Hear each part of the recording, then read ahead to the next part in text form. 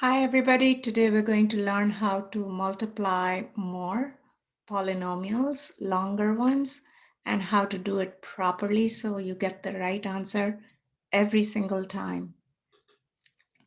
So you may remember in elementary school, your teacher asked you to multiply 3 times 4, and you know the answer is 12. But you can look at it as if there is a table and you have 3 on one side and 4 on the bottom. So we're going to create 3 rows and we're going to create 4 columns. And then you would count the boxes and the answer would be 12. Okay, so keeping that concept going, let's say you have to multiply x plus 5 times x minus 7. Now, inside the parentheses, there are two parts. There's an x and a plus 5. So we're going to write x and plus 5. And on the top, we're going to write the other polynomial, which is x minus 7. And then we're going to multiply x with x. So it becomes x squared, x with negative 7, negative 7x, 5 with x plus 5x, and 5 with negative 7, so negative 35. And then what you're going to do is you're going to combine all the like terms and write your final answer. And your final answer will become, let me write it here, x squared minus 2x minus 35. Okay, so this is one way of understanding it. There are many ways of doing it. So I want you to try this. Use my table method. I know some of you know how to do it already, but give it a try. So on the top, I'm going to put x plus 4, and on the left, I'm putting x and minus 6. And when I multiply it out, it becomes x squared plus 4x minus 6x minus 24. And now I'm going to combine whichever like terms I can. And my answer is x squared minus 2x minus 24. So now that you know some basics, let's try a different way of doing this multiplication.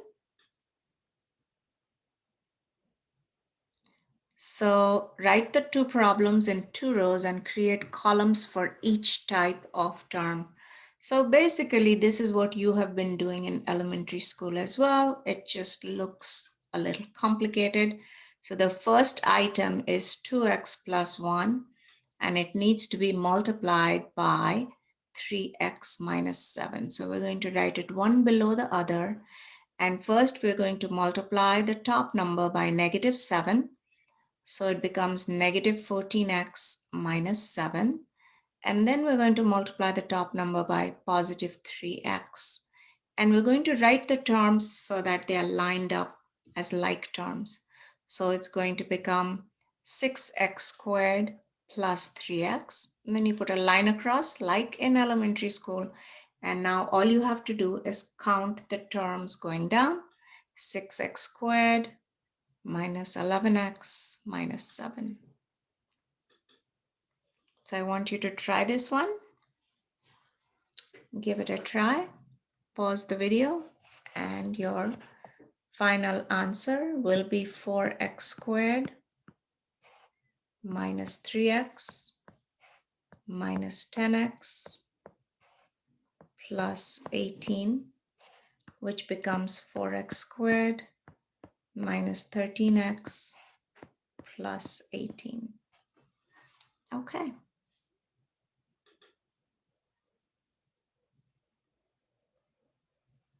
So now let's use FOIL for binomial times binomial. So here's what it looks like. I know everybody has heard of FOIL. So the letters of FOIL, F-O-I-L, stand for first, outer, inner, last. And basically you're going to do A times C, which are the first terms, then the outer terms, which is A times D, and then inner terms, B times C, and last terms, b times t. We're not going to do anything there, so let's give this a try. Try to do it by FOIL. So when we're doing FOIL, the first terms are x squared and x, so it becomes x cubed. The outer terms becomes negative 5x squared. The inside terms, the two inner terms, becomes plus 6x, and then the last terms become minus 30.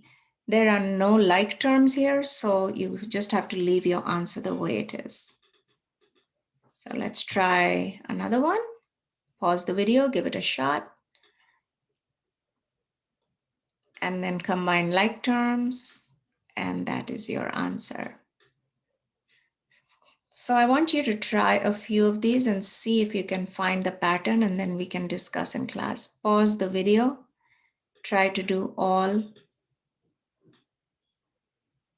4 of them.